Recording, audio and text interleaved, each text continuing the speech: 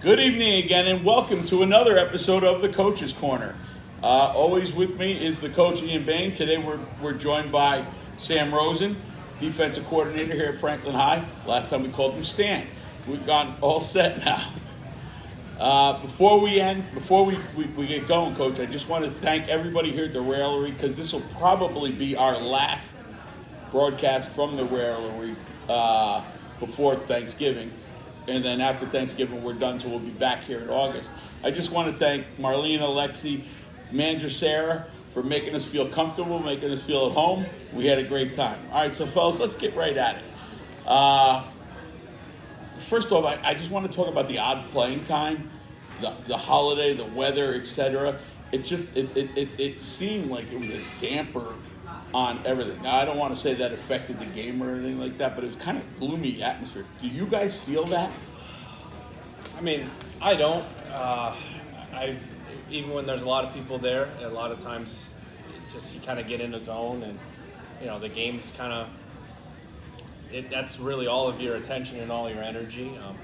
Maybe a little bit at kickoff, but a lot of times when it's pregame, walking into that time, that hour before, there's nobody there when we walk out anyways. So right. One way or another, I typically don't notice.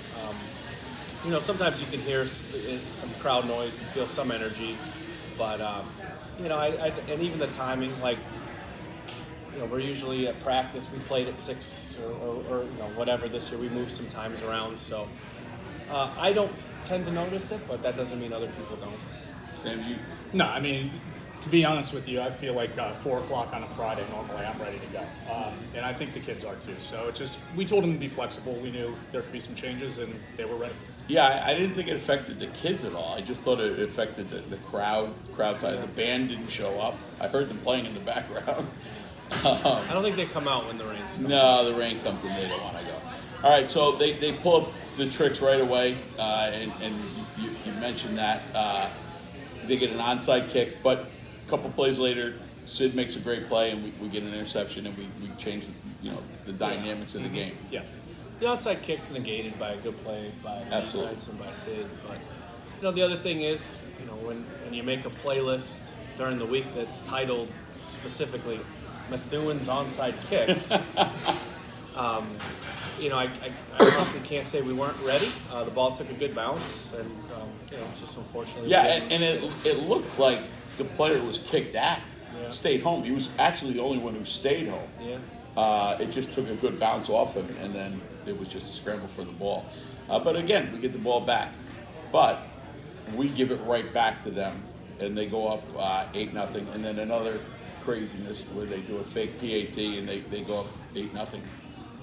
I mean, is that stuff we're expecting? I mean, I know you said last week. Yeah, we knew going in that they did a lot of 2-point plays. They have a lot of trick plays.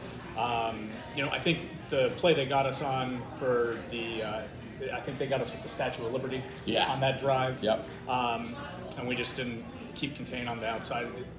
We knew that stuff was there. It was just a matter of settling down, executing, reading our keys. Right, so this is not like like we talked about last week, a kitchen sink game where we're going to pull out this is what they live on. Yeah. Right. Yeah, this is them. And we've had them for 2 years. And, we've seen a lot of different items over that 2 years that we had to be ready for and prepare for. Some of which we saw, some of which we didn't see. Right. But I definitely don't think any of it was really a lack of preparation. And also too, they do a nice job of it. Yeah, no. If you practice it over and over again, you do. But then, in the span of 3 plays, Luke Davis changes the game entirely. Yeah. Right. He makes an unbelievably catch on a quick out where his knee doesn't hit the ground.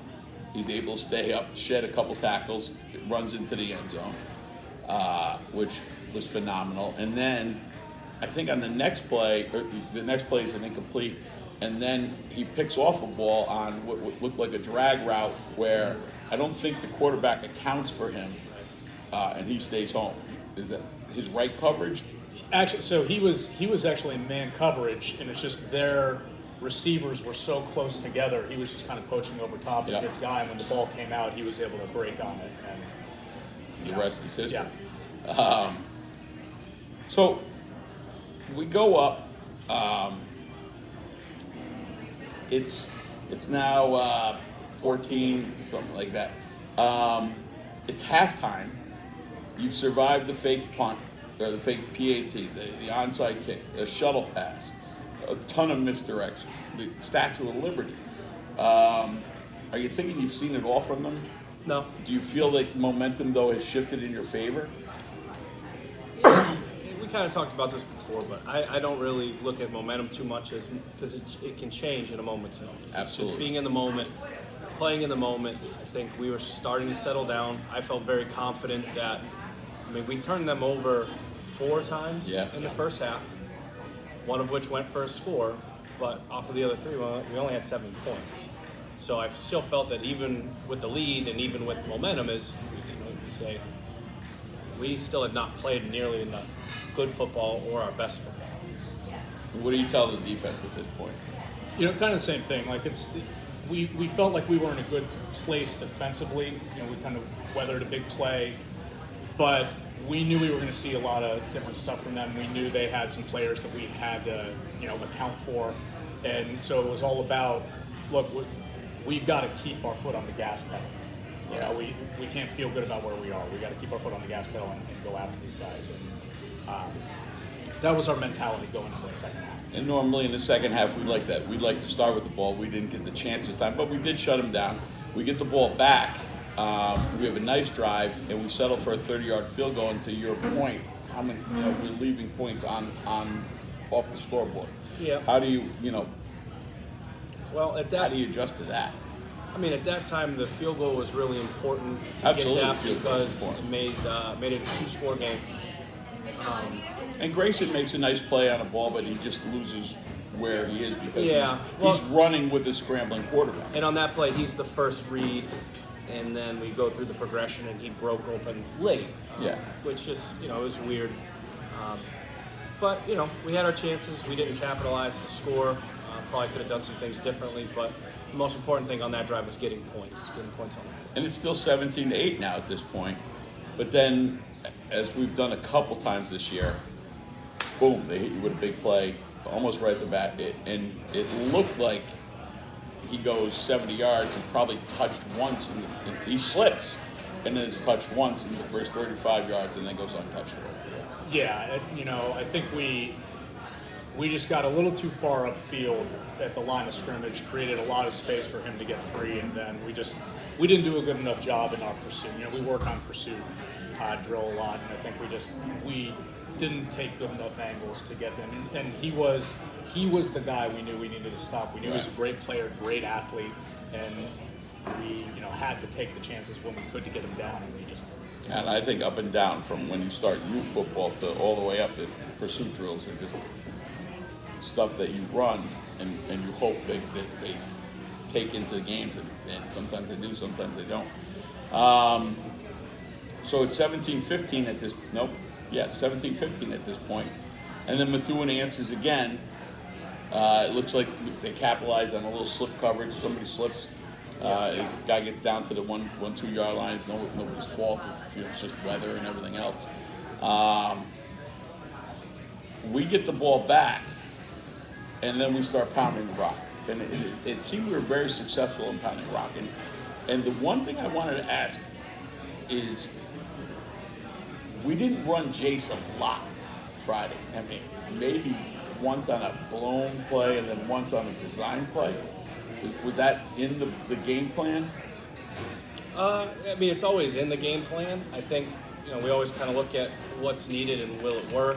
And,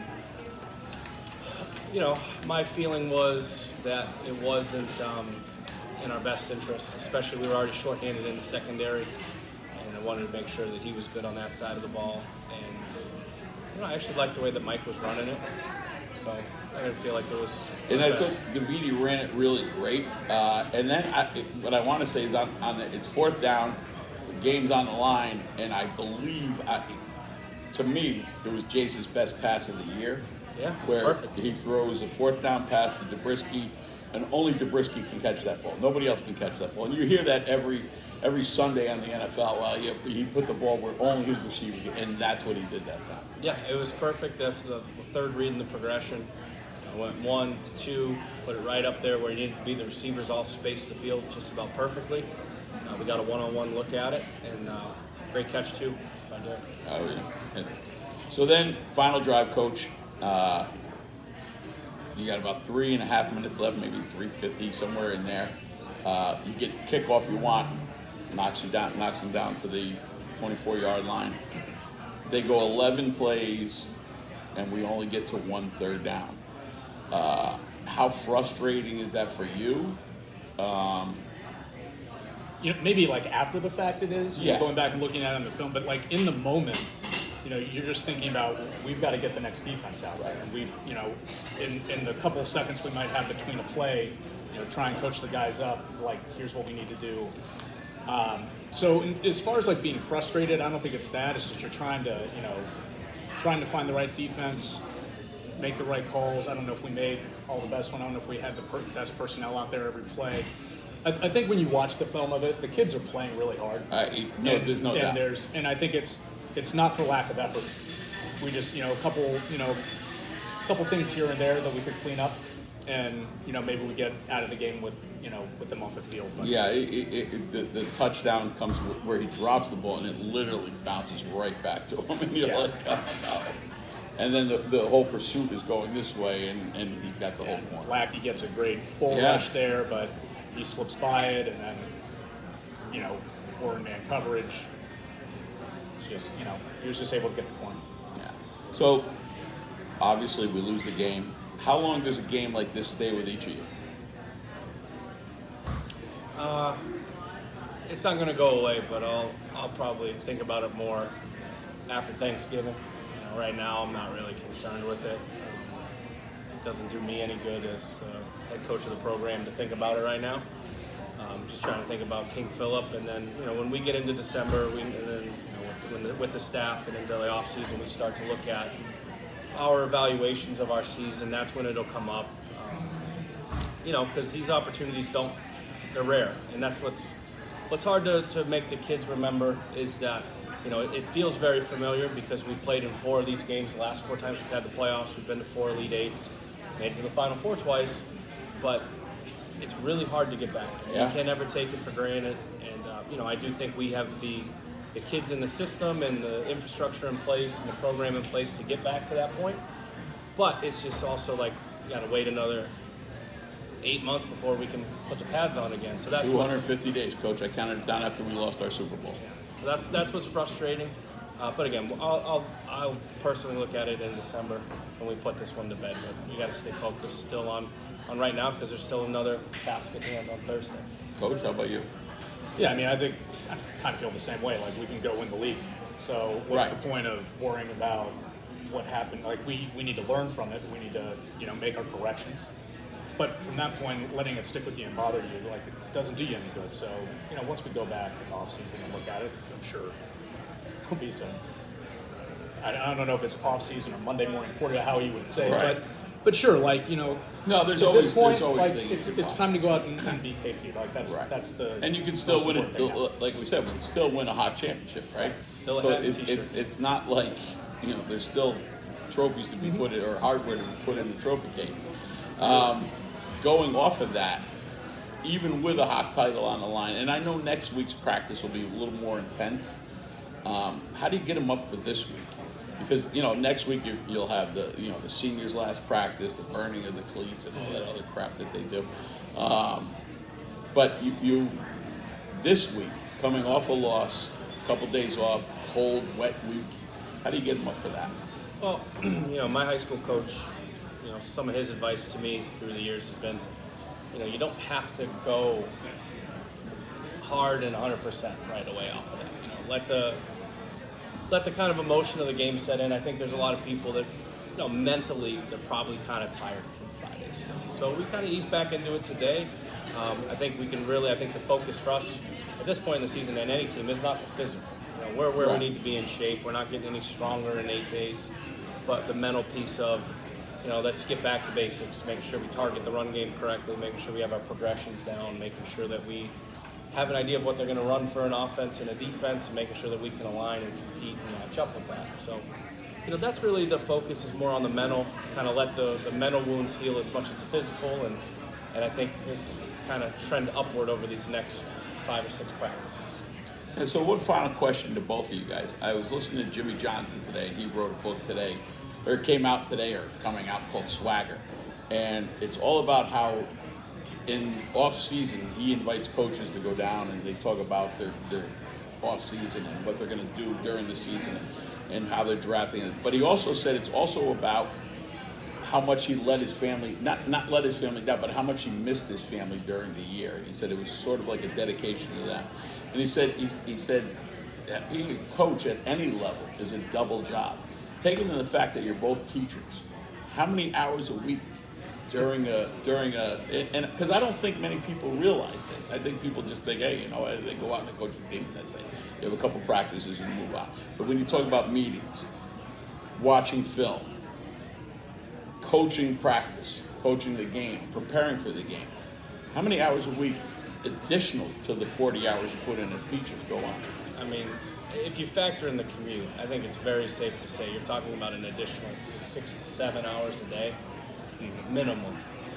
And that's only because we got to work till 2:15, and we probably don't shut it down till well after 9 o'clock. So, and then that's not factoring the weekends, which are usually, sometimes.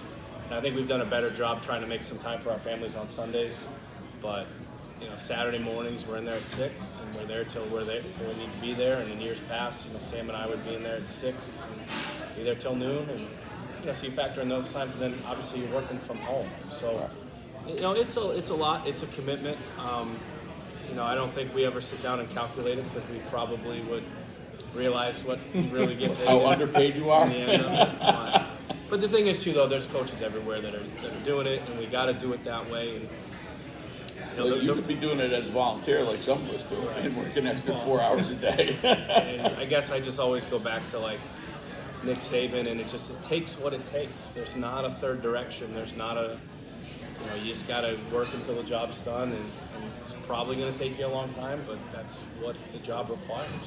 Sam, I'll give you the final word. My wife usually says to me around the 3rd week of August, I'll see you in December. And you try and fit. You obviously, I have 2 kids who are, 13 and 11, and they're doing their sports. So you try and fit that stuff into and watch a show with the wife. But once that's happened, sneak a little bit more time in before you go to bed, in the morning. Like Coach said, if you're going to do this the right way, there's not enough time in the world to be able to get it done. So you got to use every minute. Absolutely. All right, well, that's going to do it for us tonight from the Raillery, our final Raillery visit. We got Thanksgiving next Thursday against KP at KP. We hope to see you there. For all the good people here at the Raillery, for the Coach Sam Rosen, for Coach Ian Bain, my name's Kevin Papa. We'll see you next time on the Coach's Corner.